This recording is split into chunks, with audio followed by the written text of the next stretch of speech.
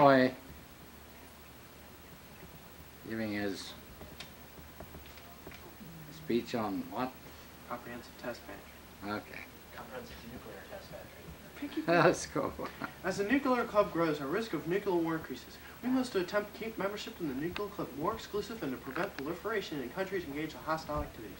If we are to attempt to avert the Earth's annihilation. In observation 1, we see U.S. policy blocks test ban. Every president in the past has wanted a test ban treaty except Reagan. Clings to the absurd idea that testing is essential if we are to be able to carry out a safe nuclear war, as we see in Proxima 86. Unfortunately, there is no way this administration will ever negotiate a treaty with the Soviet Union to end all nuclear weapons testing. And Frank again shows us. President Reagan and his national security advisors have become more and more clearly hostile to the notion of negotiating an end to nuclear tests. In pursuit of Latin American stability and world peace, my partner and I offer the following plan as an example of this year's policy that the U.S. government should adopt a policy to increase political stability in Latin America. All terms will be operationally defined. Plank 1. The U.S. government will resume negotiations with the Soviet Union. As a good faith gesture similar to recent Russian policy, will institute an 18-month-long unilateral moratorium on testing continuing as long as also the Russians don't test. Senate will advise and consent. Plank 2. Argentina, Brazil, Cuba, and Mexico will be encouraged not to build the bomb, but rather maintain a balance of power. Sanctions will be maintained as a last resort and assure implementation. Plank 3. All necessary funding and enforcement will be provided through the appropriate U.S. government channels. Clarification will be provided by the affirmative. The affirmative plan will accrue the following overwhelming advantages. Advantage 1. Stop Latin American prolif. The current trend is that of increasing proliferation as we see in A. Latin America is getting nukes. The Council on Foreign Relations in '86 noted that it will be easier to get nukes. And the rapid approach to new technology is in the critical area of isotope separation, will more accessible capacity to produce nuclear weapons-grade material clandestine at a modest cost.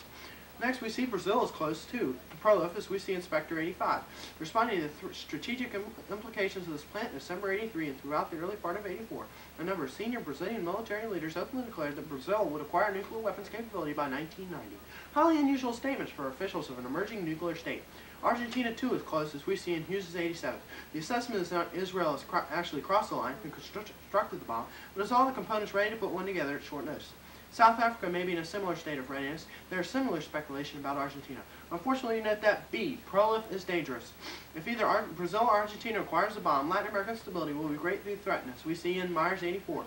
A heightened sense of insecurity among all South American states would accompany acquisition by either Brazil or Argentina of a small nuclear force.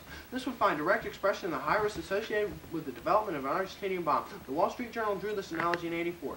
Giving the bomb to the Argentinian military would be like giving a monkey a razor. Says Levin's publisher of El Poteno, a counterculture magazine, you can't predict what they would do. Also, prolif equals adventurism, as we see in Myers 84. Also, Argentina's decision to reoccupy Malvin's Islands, territory Buenos Aires had not controlled for over 150 years, reinforces suspicions that Argentina might use a nuclear monopoly in South America to resurrect old dreams of uniting its lost territories, the Spanish colonial viceroy of the Rio de la Plata. Although this adventurism, as well as a general heightened sense of fear, would constitute instability, the threat might escalate. Not only would the country with the bomb become more aggressive, but the lesser country might lash out because of increased vulnerability. Raytheon's 83 supports this position. If a nation has vulnerable forces, there may be a propensity to use them in a crisis, rather than lose them. The situation is likely to be particularly unstable during a period when a nation with bitter enemies is developing nuclear capabilities. Next, we see deterrence is actually destroyed, as we see in Perez 86. The expanded number of nuclear powers would shatter the relative symmetry of their strategic doctrine between nuclear weapon states. Some of the new nuclear powers would shape their strategies along the lines of assured destruction capabilities. Others would seek more ambitious objectives, including nuclear war fighting or counterforce capability. Nuclear weapons might lose their image as instruments of deterrence, a situation that would surely be accelerated by the first actual use of nuclear weapons by a secondary nuclear power. The superpowers would soon be drawn in a regional conflict, as we see in Nelum 86. The U.S. has a compelling interest in preventing nuclear proliferation and nuclear terrorism. A regional nuclear war could swiftly bring in the superpowers and destroy us all. Next, we'll slap a decision rule on this and make this a real fun debate. As we see in 1981, we cannot risk nuclear war. A nuclear war would be rapidly developed into all-out confrontation. Its consequences would be the annihilation of a great part of humanity. No scientist can really assure that human life would survive a nuclear superpower war. Fortunately, you note that C, CTBT solved. CTBT would decrease prolif in both superpower and non-nuclear countries, as we see in Weiss 86. In addition, a comprehensive test ban treaty would contribute to current efforts to prevent the spread of nuclear weapons. Most nations would likely join in signing a CTBT, and even non-signers would feel increased pressure to forego nuclear tests.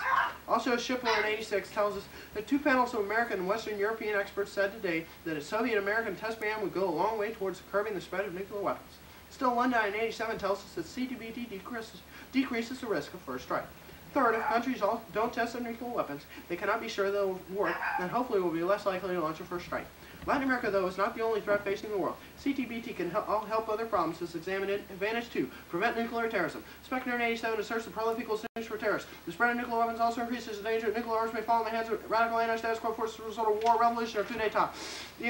The International Task Force on Prevention of Nuclear Terrorism in 86 tells us that terrorists are dangerous. Terrorists are willing to use the desperation tactics. Most terrorist groups with nothing to lose. Terrorists might be more willing to use the nations to use required nuclear weapons. Terrorists may not work against terrorists who go to the lengths of going nuclear, and since nuclear terrorism is going to be the most dangerous variant of nuclear proliferation and non-nuclear terrorism.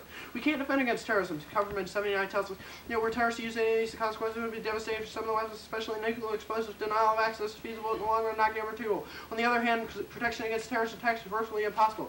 Finally, Verizon 86 tells us that a terrorist nuclear attack could easily escalate into superpower conflict. The expanded number of nuclear powers will create the conditions whereby microproliferation, spread nuclear weapons capabilities, and surge groups might be accelerated. Possible outcome of such microproliferation might be not only nuclear terrorism, but also a non-terrorist detonation that could be mistakenly blamed on another state by the victim of the attack. Microproliferation could actually spark regional or system-wide nuclear war between states.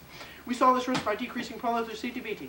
On to Advantage 3, SOI, because only certain components of SDI are truly feasible. We are left to no more an enhanced first strike system, an offensive, not defensive system. Lewis and 87 tells us this. The near-term deployment of the SDIO is in mind for 94-95 state would have no laser beam weapons or properly associated with SDI. Only token deployment of space-based kinetic kill vehicles on the boost phase. No mid-course discrimination to speak of. Only 400 to 1,000 ground-based interceptors produced on a hurry-up schedule capable of destroying only a small fraction of the incoming warheads. SDI would also encourage U.S. first strike indeed, if both sides would attempt to use, as we see in March 87. The Soviet Union, on the other hand, would have to assume the defense system was at least good enough to protect the missiles against a ragged second strike, and would therefore have an additional incentive to strike first. The same assessment, moreover, would add to the U.S. incentive to strike first. The idea of protecting land-based missiles therefore enhances attractiveness, preemptive strikes for both sides, and escalates instability and crisis. B. CTBT solves it. Obvious by its very nature, CTBT would prevent the implementation of a strategic defense initiative, or was just proved a strategic offensive initiative. But here's the card anyway. Stokes 86, a complete and thoroughly verifiable testing agreement to help once for all the specter of placing nuclear weapons and nuclear-driven weapons in space part of the Star Wars program. Advantage 4, prevent accidental war. A. Prolific equals accidental war, from NOR 85. Limited nuclear exchanges occurring in the homelands can be triggered by accident, e.g. the fire of a few missiles as a result of mechanical malfunction and unauthorized action in response to false signals to impending attack by the enemy. While such accidents are extremely probable in time of peace, they are less so in the context of legally limited war between superpowers, especially when a nation wants nuclear arms put to use. Under these circumstances, the nuclear weapons might explode in a superpower territory, even though they had been aimed at a different target. E.g. in NATO aircraft on a mission bomb military targets of Poland might strain or release a nuclear explosion across the Soviet border. Next we see B. The risk cannot be eliminated. Ilki 77. But nobody can predict the fatal accident or unauthorized act will never happen. The hazard is too elusive. It is inherent not only in the radical possibility of technical defects, but also in the inevitable vulnerability of human error of all command and operating procedures during the periods of high alert, as well as during many years of quiet waiting. Next we see, if you can't believe it, things only get worse, as we see shown in Advantage 5. Tech equals Tech's arm race. A. Physicist Theodore Terra predicted in 86 the testing will develop a new generation of weapons. In fact, continuing vigorous nuclear weapons conception and development could spawn many new generations of nuclear weapons, radically different design functions from those preceding generations. All precisely in these universal halted testing, all nuclear explosives could have the highest priority on the global agenda. B. Taylor also tells us in 86 that new weapons increases the risk of war. Further proliferation of new type of nuclear weapons will increase the already extreme complexity of military planning and response, and the intended dangers of nuclear war occurring by accident or through misinterpretation of information. Assessments of the possible new military threats will become more uncertain and complex as it increase. C. We see if these weapons are not stopped soon, the worst war ever will be fought. Senator Proxmire complained in 86. Over the next few years, the superpowers must stop this race to develop even more devastating and cheaper weapons. That it means they must stop testing. If they do not, our children and grandchildren will be very likely to live without their lives through the most destructive and terrible war in history. D. By solving for testing, CTBT solved